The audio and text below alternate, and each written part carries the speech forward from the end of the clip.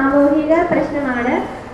ഇതൊരു സാമൂഹിക പ്രശ്നമാണ്. ഇതിലൂടെ എന്താണ് സമൂഹത്തിലെ തെറ്റിദ്ധാരണകളും അതുപോലെ തന്നെ അവഗണനകളും ഇപ്പോഴും നിലനിൽക്കുന്നുണ്ട്. അപ്പോൾ ഇപ്പോൾ ഒരു എയ്ഡ്സ് ബാധിച്ച ഒരു വ്യക്തിയാണെങ്കിൽ നമ്മൾ അവരെ അവഗണിക്കാതെ അവർക്ക് വേണ്ട സഹായങ്ങളും പിന്തുണയും നൽകേണ്ടത് അത്യാവശ്യമാണ്. അപ്പോൾ നമുക്ക് എന്താണ് ശരിയായ അറിവിലൂടെയും അതുപോലെ ശരിയായ ചികിത്സയിലൂടെയും മുൻകരുതലിലൂടെയൊക്കെ ഈ രോഗത്തിന് നമുക്ക് തടയാൻ സാധിക്കും. പിന്നെ അടുത്ത് ഇതിനെക്കുറിച്ച് കൂടുതൽ അറിവുകൾ പറഞ്ഞു തരുന്നതിന് വേണ്ടി അടുത്ത ആൾ ക്ഷണിക്കുന്നു.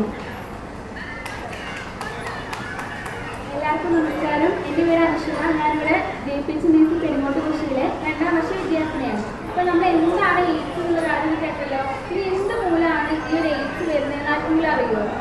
ഹ്യൂമൻ ഇമ്മ്യൂണോ ഡെഫിഷ്യൻസി വൈറസ് പറയുന്ന ഒരു തരം വൈറസ് ഉണ്ട്. ആ വൈറസ് മൂലമാണ് HIV/AIDS ഉണ്ടാകുന്നത്. അതുപോലെ തന്നെ ഈ ഒരു HIV/AIDS പറയുമ്പോൾ ഈ HIV വൈറസ് റിട്രോ വൈറസ് എന്ന് പറയുന്ന ഒരു വിഭാഗത്തിൽ പെട്ടൊരു വൈറസാണിത് HIV എന്ന് പറയുന്നത്.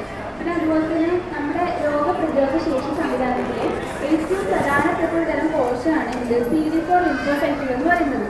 അതിൽ ആ കോശം നശിക്കപ്പെടുകയും അതുപോലെ തന്നെ പ്രതിരോധ ശേഷി കുറയുകയും അതുമൂലം നമുക്ക് ഈ എയ്ഡ്സ് രോഗം ഉണ്ടാവുകയും ചെയ്യുന്നുണ്ട്.